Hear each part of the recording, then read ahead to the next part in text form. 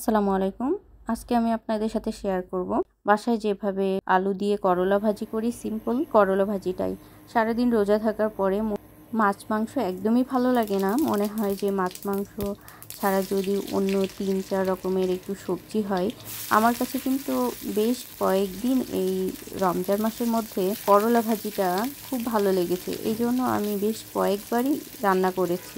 প্রথমে প্যানে অয়েল দিয়ে দেন জিরা ফোড়ন দিয়ে দিব ও 1 চা চামচ রসুন কুচি, 2 থেকে 3টা মাঝারি সাইজের পেঁয়াজ কুচি দিয়ে পরিমাণ মতো কাঁচামরিচ দিয়ে একটু ভাজা ভাজা করে দেন আগে থেকে কুচিয়ে রাখা আলুগুলো দিয়ে সবগুলো একসঙ্গে কিছুক্ষণ ভেজে নেব।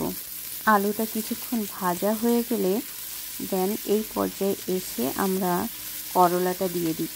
এরপরে একে এক সব উপকরণ অ্যাড করব, যেমন লবণ, হলুদ দিয়ে মাঝারি আঁচে রেখে ভাজিটাকে খুব ভালো করে ভাজা করে নেব।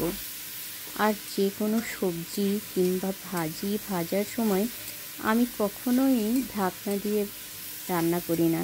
এতে করে সবজির যে একটা নিজস্ব কালার থাকে, এই কালারটা নষ্ট হবে না, আর ঢাকনা দিলে কালারটা নষ্ট হয়ে যায়। এখানে দেখতে পাচ্ছেন করলাটা আমি একটু চাকচাক করে কেটে নিয়েছি। করলাটা কিন্তু খুবই পাতলা করে কেটেছি। পাতলা করে কাটার চেষ্টা করবেন, এতে করে করলাটা খুব দ্রুত সেদ্ধ হয়ে যাবে এবং ভাজিটা।